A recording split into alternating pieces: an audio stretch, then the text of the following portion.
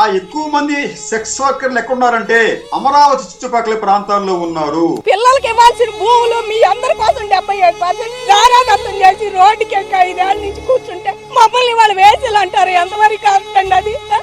Sex వర్కర్లు ఉన్నారు, వేసీలు ఉన్నారు, లేకపోతే ఎయిడ్స్ కేంద్రాలు ఉన్నాయి.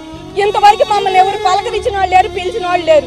ఇప్పుడే కొంచెం తేరుకుంటున్నాం, ఎట్టొకట్టో తేరుకొని 2.0 చూపిస్తా అన్నాడు. ఇదేనా 2.0 సినిమాలు చూపించేది?